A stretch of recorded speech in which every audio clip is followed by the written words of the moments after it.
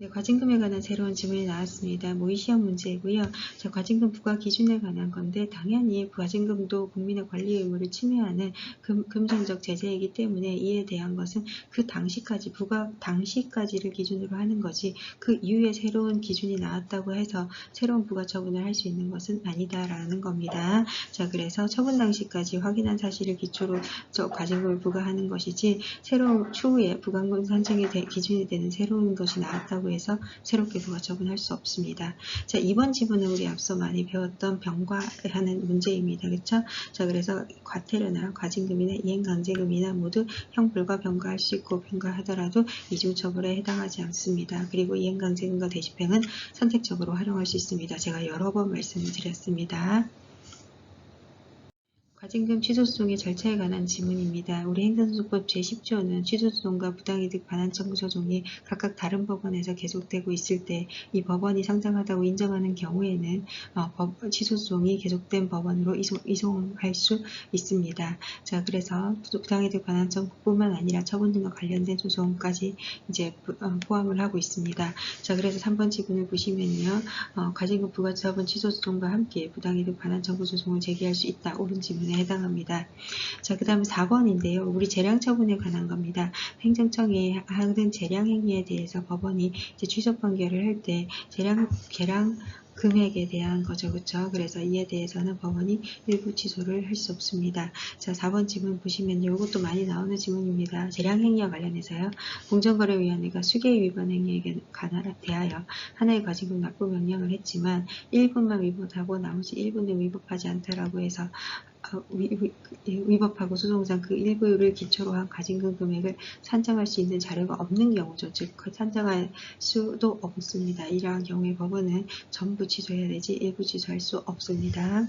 자, 그 다음에 5번 지문입니다. 자, 요거 조금만 기억해 두시면 좋겠습니다. 우리 아까 지문에서 이행강제금은 일신 전속적 성격이기 때문에 피상속인에게 승계되지 않는다고 했습니다. 하지만 과징금 채무는 좀 성격이 다릅니다. 자, 그래서 과징금 채무는 위법한 행위에 대해서 이제 징벌적 의미의 금액인데요. 이행강제금은 그 당사자만 이행할 수 있기 때문에 그 당사자에게 내리는 일신전속적 처분이라면 과징금 처분은요. 그 위반 행위를 한 어떤 행위에 대한 행정상의 의무 위반자에 대한 부과를 하는 거긴 하지만 동시에 그 채무가 대체적 급부가 가능한 의무에 해당하기 때문에 이것을 포괄승계된다. 상속인에게 포괄승계되는 대체적 의무로 보고 있습니다. 근데 이것에 대해서 여러분들이 이제 이행강제금과 차이가 뭐죠? 라고 생각할 수 있는데 그 과징금 채무는요. 당연히 일신전속적 성격도 있긴 합니다. 왜냐하면 행정법상 의무 위반자에게 부과되니까요. 하지만 그 과징금 채무의 성격 자체가 다른 사람이 대신할 수 있는 성격을 가지고 있다는 거죠. 따라서 상속인에게 승계된다는 겁니다. 만약에 이것이 승계되지 않는다고 봤을 때 당사자가 이제 사망한 경우에는 이제 위법한 이 징벌적 처분을 하게 된 이 징벌적 행위에 해당하는 징벌을 받을 만한 행위를 했는데도 불구하고 당사자가 사망했다는 이유로 이제 처벌할 수 없게 되는 결과가 발생하기 때문에 이것이 행정법적으로 부당한 상황이 발생할 수 있습니다. 따라서 상속인에게 포괄승계를 인정을 하고 있습니다. 네, 과태료에 관한 불복 절차 정리하도록 하겠습니다. 과태료가 부과되면 사인이 이의를 제기하고 이때 행정청이 법원에 통보를 하고 과태료 재판을 받게 됩니다. 자, 그런데 과태료가 부과되고 난 뒤에 이의 제기가 이루어졌을 때 과태료 처분의 효력은 상실하기 때문에 이 과태료 부과 처분 자체의 효력은 처분 자체의 처분성은 인정되지 않고 있습니다. 자, 이래서 이걸 요약을 해보면, 그리고 이제 과태료 불복 절차의 성격을 요약을 해보면, 과태료 불복 절차가 법률에 별도의 규정이 있는 경우에는, 즉 비송사건 절차법을 따른다라고 규정한 경우에는 당해 법률을 따라서 비송사건 절차법에 따르게 되고, 이러한 경우에 과태료 재판 절차로 나아가게 됩니다. 과태료 불복 절차가 별도로 없는 경우에는 일반적인 행정소송 절차와 마찬가지로 이행을 하게 됩니다. 대표적으로 부동산 실명법이나 입법상 이행강제 등 이행 관한 절차가 행정소송 절차를 따르도록 하고 있습니다. 자, 여기에서 과태료 부과 처분은 의무 위반에 대한 벌로서 이루어지는 건데 과징금도 의무유행 확보 수단으로서 제재적 성격과 함께 부당이득 환수 성격을 가지고 있다 이렇게 보시면 됩니다. 자, 그리고 과태료는 쟁송제기의 효과 부분에서 과태료 부과 쟁송제기가 이루어지면 과태료 부과 처분의 효력이 상실된다는 거, 반면에 과징금 부과 처분의 효력은 여전히 쟁송제기가 이루어지더라도 유지된다는 거, 요게 시험 문제 나왔습니다. 자, 1번 문제부터 보시면요. 과태료 재판에서 법원은 부과처분의 사유와 기본적 사실관계가 동일한 범위 내에서 과태료를 부과한다. 이건 당연히 그렇겠죠. 그렇죠? 자, 행정청이 과태료를 처분했을 때 당연히 과태료 처분 사유와 동일한 사실관계 인정 범위 내에서 과태료를 부과하게 되지 그것을 법원에 벗어나는 범위로 부과할 수는 없습니다. 자, 그 다음에 2번 지문을 보시면 그래서 맞는 지문입니다. 자, 2번 지문 보시면요. 과태료를 부과하고 그 과태료 부과 처분의 처분성인데요. 과태료를 부과하고 그 다음에 이의를 제기했을 때 이 이의를 제기한 시점에서 과태료 부과 처분의 효력이 상실되기 때문에 이후에 이제 과태료 부과 처분 자체에 대한 행정소송을 제기할 수는 없다라고 보고 있습니다. 따라서 이 지문도 옳은 지문에 해당합니다. 자, 3번 지문을 보시면은 과태료와 과징금의 고의과실 필요 여부인데요. 자, 고의과실이 없는 질서위반 행위에 대해서도 과태료를 부과한다라는 지문인데 과태료 부과는 우리 질서위반 행위 규제법에서 배웠습니다. 고의 또는 과실이 없는 질서위반 행위에 대해서는 과태료를 부과하지 않는다라고 했습니다. 그래서 이의 제기를 과태료 위반에 대한 주차 위반 같은 것에 대한 의견 제출을 할 때 여기에서 본인이 고의 또는 과실이 없는 불가피한 사유로 인하여 이러한 위반 행위를 했다라는 것을 입증해서 법원이 받아들이는 경우에는 이 행정처럼 받아들여질 수 있을 만한 사유가 있는 경우에는 과태료를 부과하지 않을 수 있다 이렇게 볼 수 있습니다. 비송사건 절차법상 과태료 재판에 관한 지문입니다.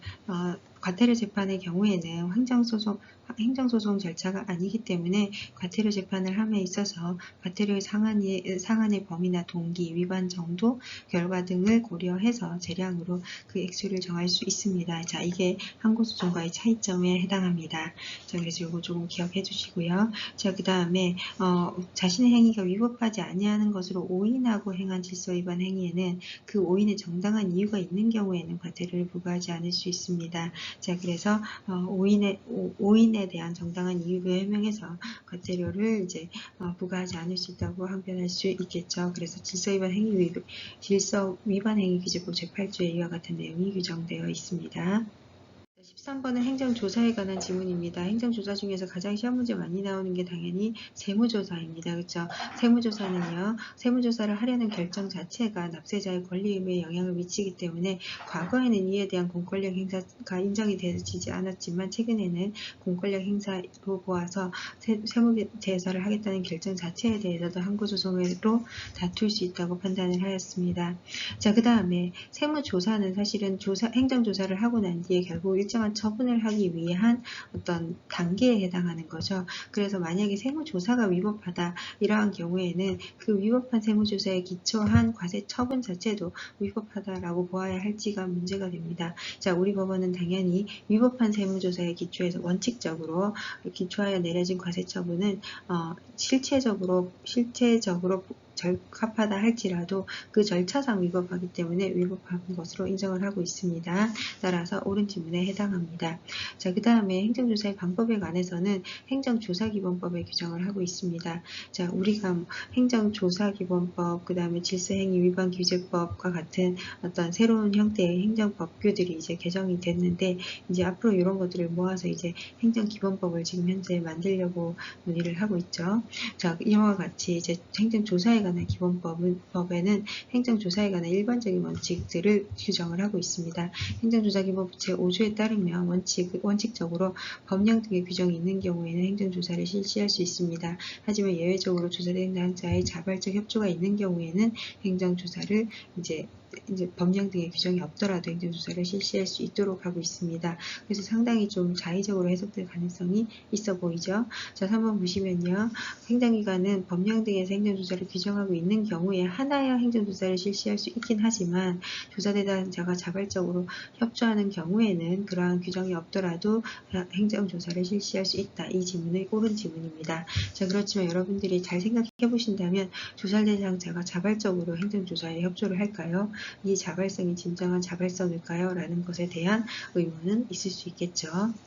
네, 방금 말씀드린 것처럼 행정조사라는 게 사실은 동의를 얻으면 행정청이 조사를 할 수 있는 거지만 사실 행정조사는 권력적 행위에 권력적 성격을 가질 수밖에 없습니다. 왜 그러냐면요. 행정조사를 수행하는 기관은 보통 예를 들면 식약처고요. 식약처는 식품위생을 담당하는 행정청이고요. 그리고 행정조사를 받게 되는 곳은 어디겠어요? 자영업자겠죠. 그렇죠? 그래서 보통은 사인이긴 한데 결국은 항상 규제기관과 피규제기관 간의 행정조사가 이루어지게 됩니다. 예를 들면 또 다른 행위로 예를 들어 금감원이 행정조사를 하겠죠. 금융사건에 대한 문제가 있을 때 은행이나 시중은행이나 또는 금융기관에 대한 행정조사를 하게 되는 겁니다. 자, 그리고 국세청이 그 다음에 이제 세무조사를 하게 되는 거고요. 그래서 납세자에 대한 세무조사를 하게 되는 겁니다.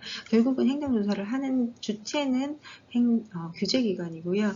행정조사를 받게 되는 주체는 피규제기관입니다. 근데 이 피규제기관이 평소에도 인허가권도 가지고 있고 여러 가지 권리에 관한 규제 권한을 가지고 있는데 또 그리고 행정사 제재 처분도 할 수 있는데 이 피규제기관이 행정조사를 쉽게 거부하기가 사실은 쉽지 않은 현실입니다.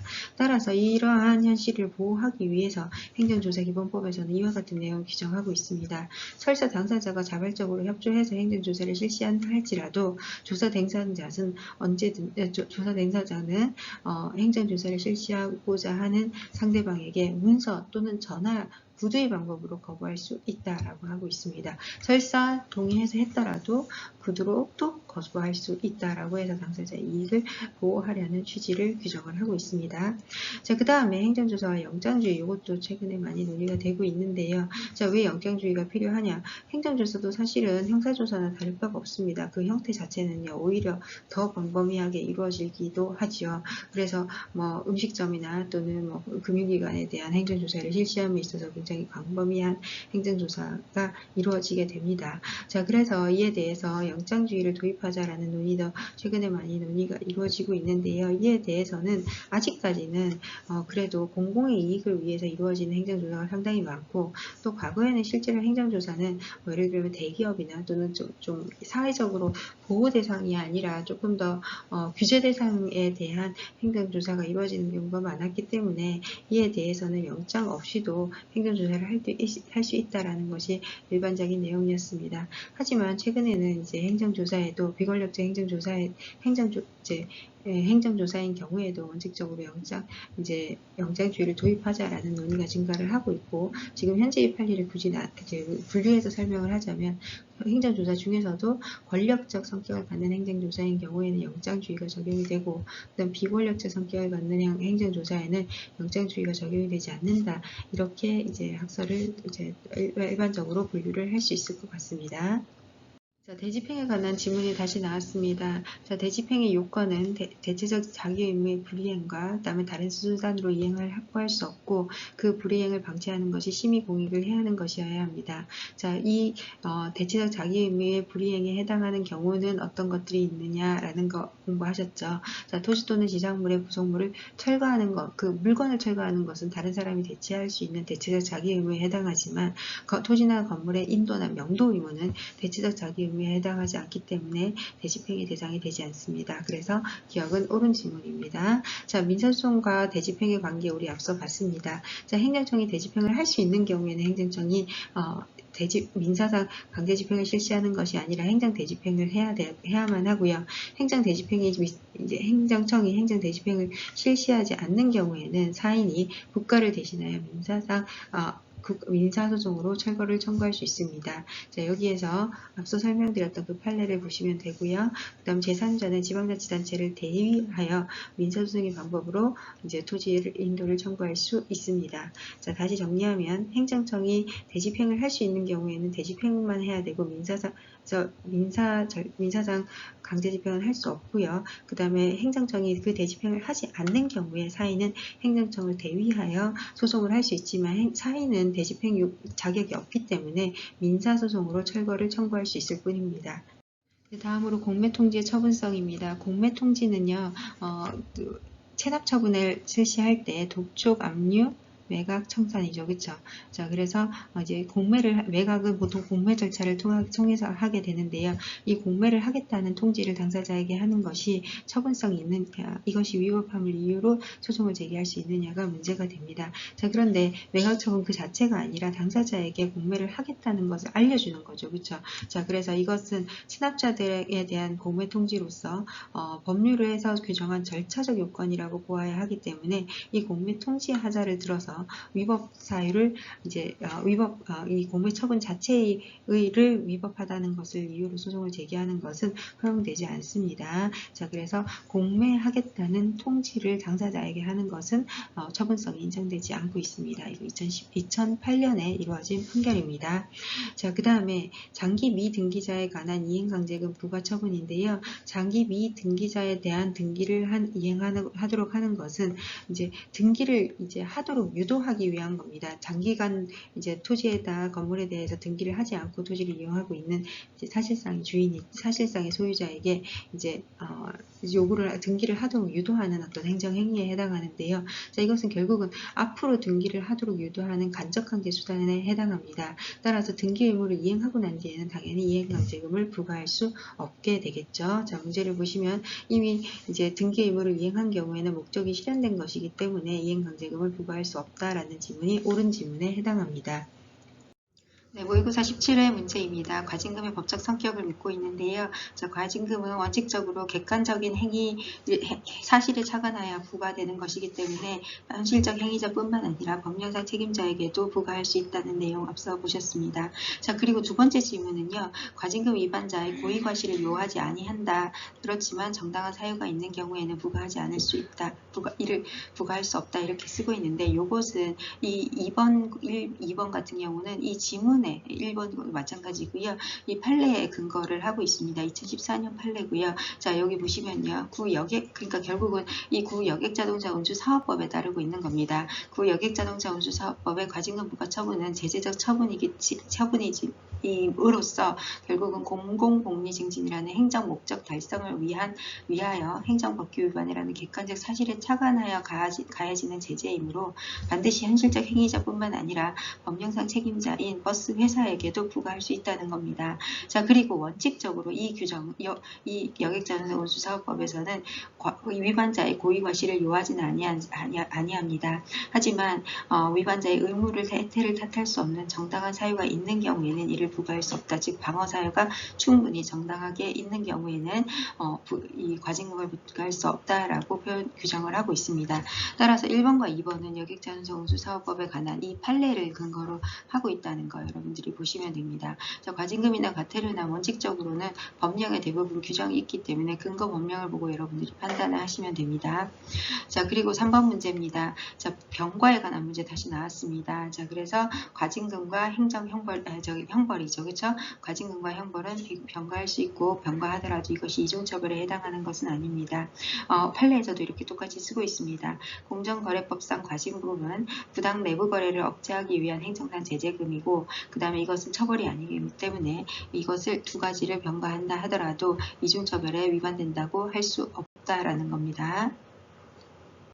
과징금에 관한 문제를 다루면서 이제 앞서 배웠던 우리 여러 가지 쟁점들이 함께 결합되어 지문으로 출제되었습니다. 제재적 처분 사유의 승계 같은 경우는 영업 양도 양수가 이루어지면 원칙적으로 제재적 처분 사유가 승계가 되죠. 그런데 만약에 이제 B 회사가 A 회사의 법 위반 행위를 몰랐다는 것을 입증할 수 있는 경우에는 조금 달리 보고 있습니다. 자, 식품위생법에서는 원칙적으로 1년 이내의 제재 위반 행위는 모두 승계되는 것으로 이제 절차를 마련을 하고 있다. 있다라는 것도 배웠습니다. 자, 그런데 회사 분할의 경우에는 조금 달리 보고 있습니다. 제재 처분 사이의 승계를 부인하면서 이 내용은 계약에 따라서 이제 달리 보고 있다고 보고 있습니다. 그 이유는 회사가 이제 분할 전 회사와 이제 분할 후 회사는 지금 완전히 다른 새로운 회사로 변경되는 것이다라고 우리 법원에서 보고 있기 때문입니다. 자, 보시면요, 회사 분할 시에 신설 회사 또는 존속 회사가 승계하는 것은 분할하는 회사의 권리와 의무이고, 즉 이전 회사의 권리와 의무이고, 분할하는 회사인 경우, 분할하는 회사의 분할 전 회사를 이유로 새로운 회사가 이 분할하는 회사의 승계 대상이 되는 어떤 의무가 있다고, 이 새로운 회사가 이걸 이어받을 어떠한 의무가 있다고 볼 수 없기 때문에 신설 회사에 대해서는 과징금을 부과하는 것이 허용되지 않는다는 겁니다. 이 전 회사의 위반 행위를 이유로 과징금 부과하는 것은 허용되지 않는다는 판단입니다. 자, 재량 처분에 대한 취소를 할 때 법원은 재량의 일탈 남용만을 판단할 수 있다라는 거 우리 많이 배웠습니다.